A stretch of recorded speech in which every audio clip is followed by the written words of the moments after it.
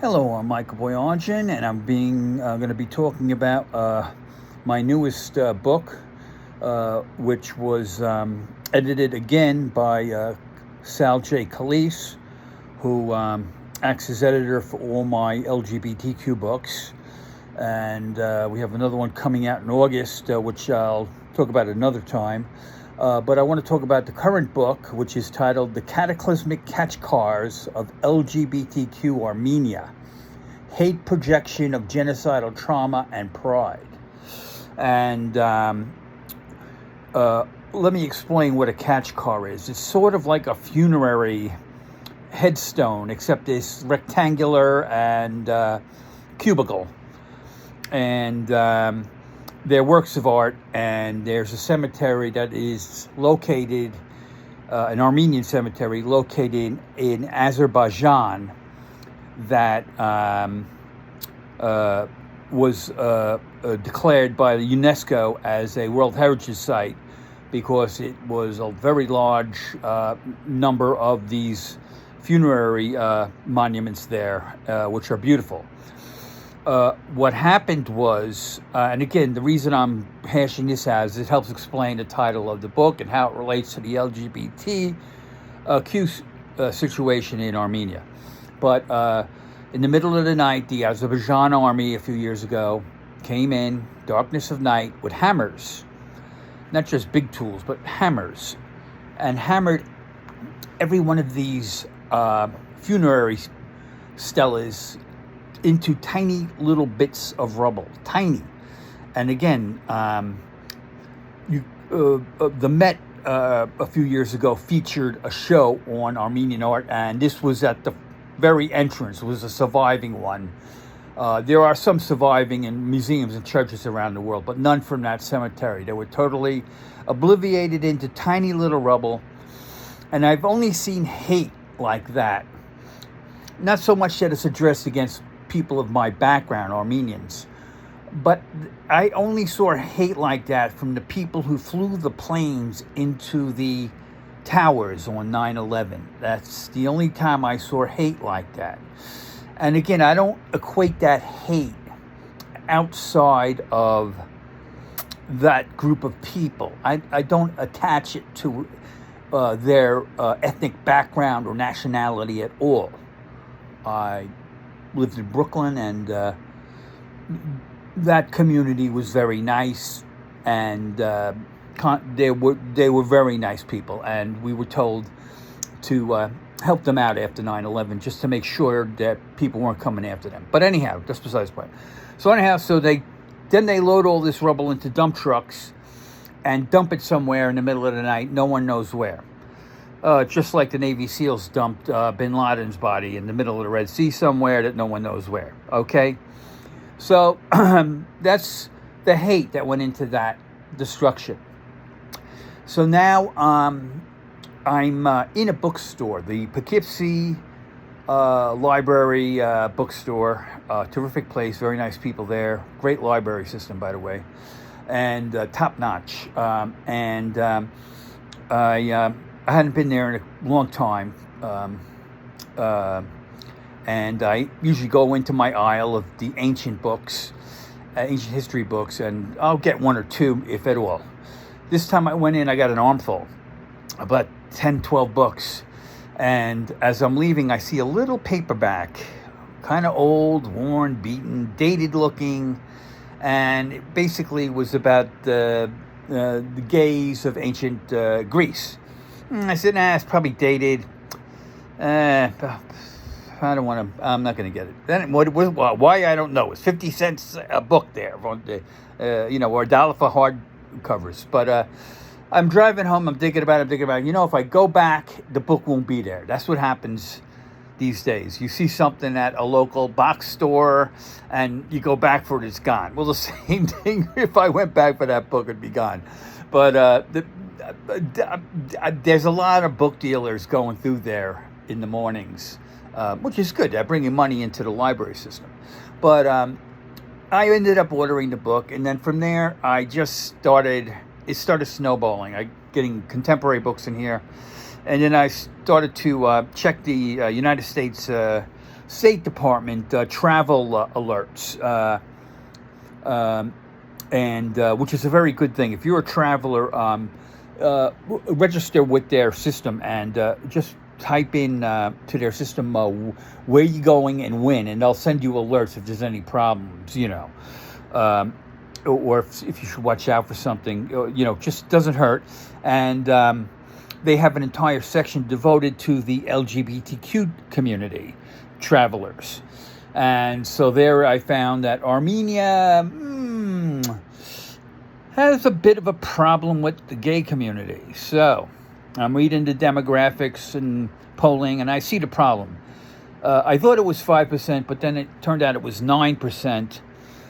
But 9% of Armenians living in Armenia, and that's about 3 million people, and does not include the diaspora, which is 8 million people. Those are people living outside of Armenia, sort of like the Jewish diaspora. And that's about 8 million people. And again, I've never heard of any LGBTQ issues with the diaspora, but I saw in Armenia that it was 9% didn't know an LGBTQ person. So I'm saying, okay, this is not a homophobic country. This is an aberration. And it's because the gay community is in the closet there still. And that's what the problem was in the United States in the West up until, 1969 Stonewall Rebellion, which wasn't the first rebellion, but it was the one that got everything going. It was like the Big Bang. Everything started moving. Organizations, people, public attention, coming out of the closet. And that was the secret right there, the secret formula. And I was quite involved with the marriage equality movement in New York. The secret to our success was that LGBTQ community came out of the closet. And I know this is a cliche now, but it allowed everybody to say, my Uncle Joe is LGBTQ. He's fine. He's a great guy. My Aunt Sissy's LGBTQ. She's a great person. Life at a party. She doesn't bother anyone.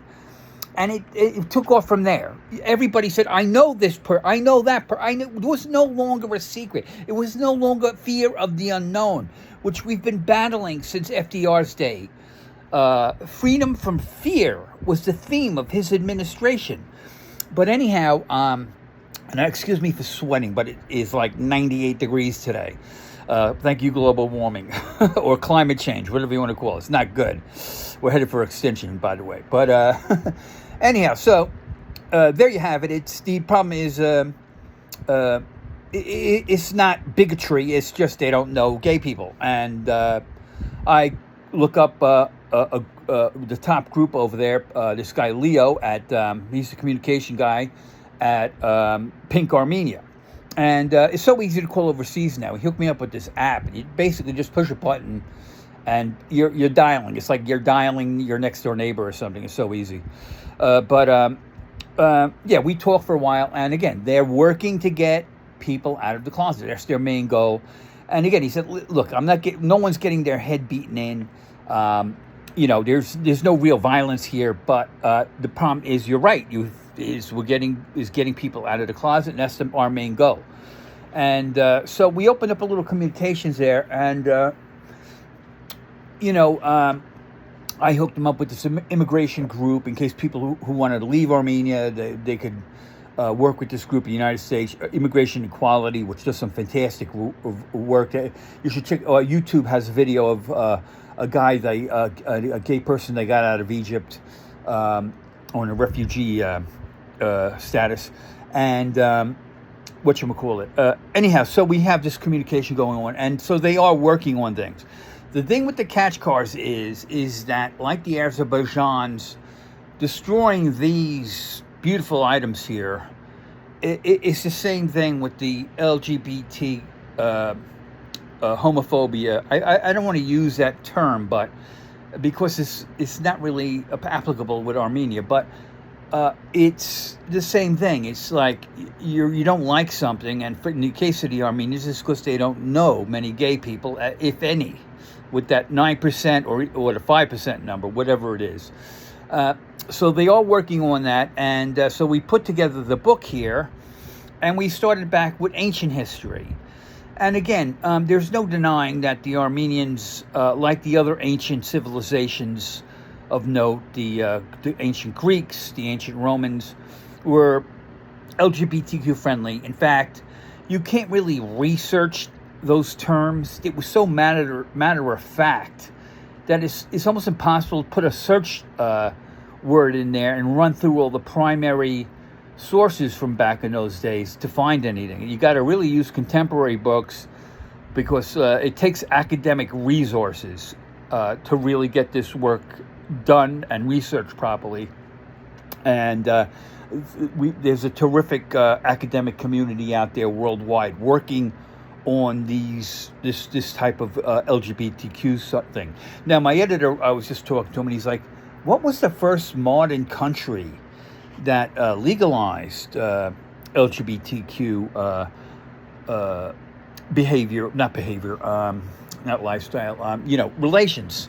And excuse me for the terminology; it's very hot here, but I have no idea. I do know that in the past, members of that community were treated horribly. The man who saved the world from Nazism and thus ended the Holocaust, Alan Turing, was a gay man, and he broke the Nazi code and was also able to do that because he invented something we know as the computer. Okay. He was outed as a gay person, and there's a movie about him. And they chemically castrated him and pretty much imprisoned him, drove him to suicide. And the same thing holds true with Russia. Their greatest composer, Tchaikovsky, who is my favorite composer, and I say, in my opinion, he is the world's greatest composer. I put him ahead of Mozart and Beethoven. But again, he was a gay man, and he was subjected to an early form of conversion therapy, which is where this pseudoscience that is totally false. That the crazies out there believe can convert an LGBTQ person into a straight person. Okay, yeah, okay, right, not real. They tried that with Tchaikovsky. They forced him to marry a woman. Their greatest composer committed suicide. Okay. And the funniest thing is that you've got this guy, Putin, who's beating his chest over the culture of Russia, yet he is the biggest homophobe in the world. And how does that square with the greatest composer in Russia, if not the world, Tchaikovsky? You tell me. And the treatment there is barbaric. It's in the new book I'm working on, which I'll talk about another time. It's basically an international green book for the LGBTQ community, okay? And if you know what a green book is, you'll know what I'm talking about. I think today it's not just the African-American community that's going to be needing a green book again, the way things are going. A lot of us will be, including the LGBT community. But anyhow, it's for the world, and there's about 70 countries with bad records. And it ranges, from the less extreme or moderate of Armenia to the high extremes of Russia and China and other countries. And we opened the book up. That's, by the way, number one in the Amazon listing of LGBTQ political books. Number one release right now as we speak. It's only been out a few days, and it's at number one. Okay, so we're doing something right. And on the cover, we have the actual catch card that was at the Met Museum, and we've wrapped it up in rainbow colors and stuff. Not the item itself. We didn't tamper with that, but around it is the rainbow flag, and it's very beautiful looking. But so that's the story. And again, we go into detail about the ancient history of Armenia and bring it forward. There's no denying they were wrapped up with Greek culture. And that would go with Greek sexuality as well. And it's not just same-sex marriage we're talking about, or same-sex relations, which is the solid 10% number you hear about. Every demographic population in the world, religion, whatever you want to call it, it has 10% of their population is LGBTQ, and that is generally referring to same-sex relations. Okay? It does not talk about non-binary, sexual variants, on down the list that are now, coming out and being talked about, trans children, and being attacked in some cases by extremists out there, attacking trans children. Oh, very nice, you're attacking children. But that pushes that 10% number up. If you start counting that part of the Rainbow Pride spectrum, the 10% goes way up. And I think it leads to the Jim Morrison of the Doors lyrics, where he says, and again, he's using guns as an allegory, not as weapons of violence. It's an allegory for control of the political levers. And he basically sings, they've got the guns, we've got the numbers. And I think that's becoming true here, that the people who control our politics, and I'm not targeting white people, but the people who do control the politics are not a majority. And all of us, middle-class white people, poor people of color, LGBTQ people, on down the list, women, are being targeted now by this small minority of people who control our power. And that's the thing with the Jim Morrison song. It's not guns he's talking about, it's the control of the levers of power. And that's the genius of Jim Morrison as a poet. And I know I'm going on here, but let's continue. Jim Morrison, as you know, was charged with indecency. Anyhow, he went to Paris to dry out. He was partying a little too much, which wasn't unusual in the 60s. And, some great talents passed away because of that. Jimi Hendrix, Janis Joplin, I could write down the list. But my kingdom to see Jimi Hendrix perform, that's what I like to say. But so Jim had a heart attack in his bathtub in Paris and is buried in honor. Only people that the Parisians honor get buried in this cemetery, Père Lachaise. He's buried there, and every day, daily, his tomb is covered with fresh flowers from fans. To this day, and was at his peak in the late 60s, and that's when he passed away. However, there's other people also entombed there. Gertrude Stein from the LGBT community, Sarah Barnhart, Colette, who was when I first met my wife, that was her favorite author. My late wife Jerry, Jerry used to wear a French beanie and smoke some kind of tobacco product. She wasn't really a smoker, and waved around a Colette book anytime we met for cocktails. And I had a long black overcoat and stuff. We had a good time back then. But anyhow, and a few other people, and notably Oscar Wilde, the Irish poet, who was also charged with indecency, also hassled, and he ended up being interred at Père Lachaise, and his visitors outnumber Jim Morrison's there, and he goes back long before Jim Morrison. And his tomb, there's not flowers there, there's lipstick kiss marks all over the tomb, fresh ones every day from all the fans visiting there. So there's a French word for that, which I can't pronounce, and you might say he had the last laugh. Okay.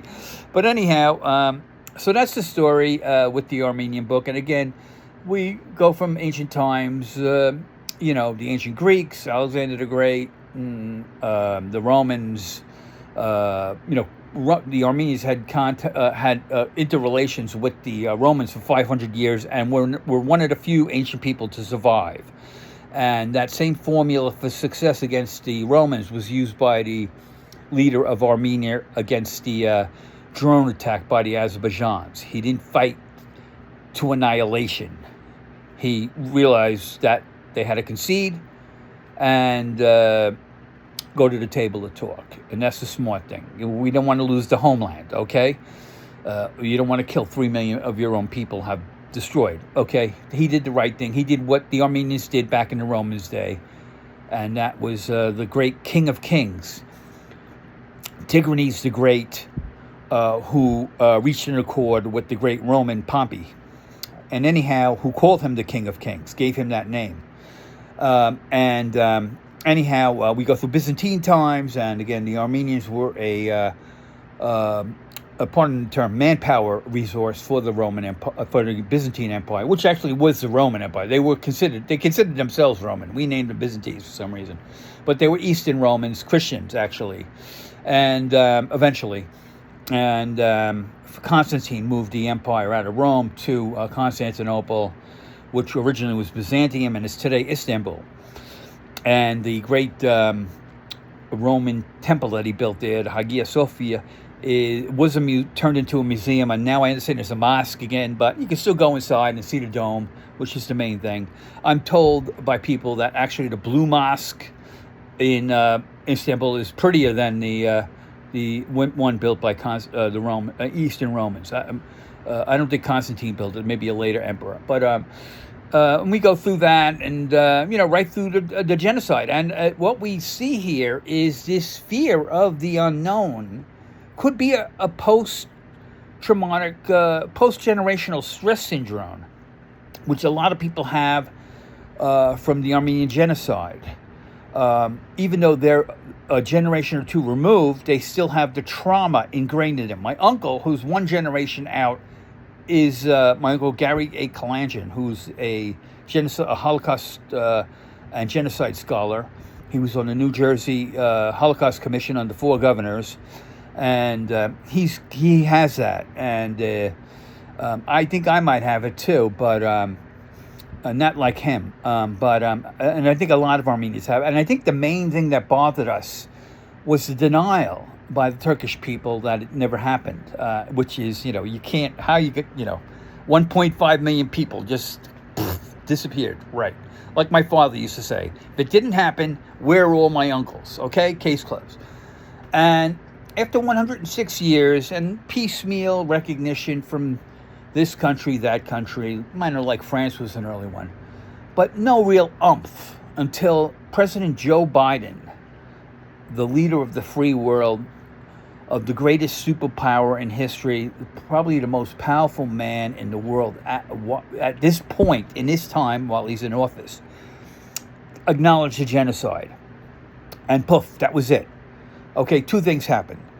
The stress trauma of the denial disappeared for most Armenians, and nothing happened to Turkey, okay?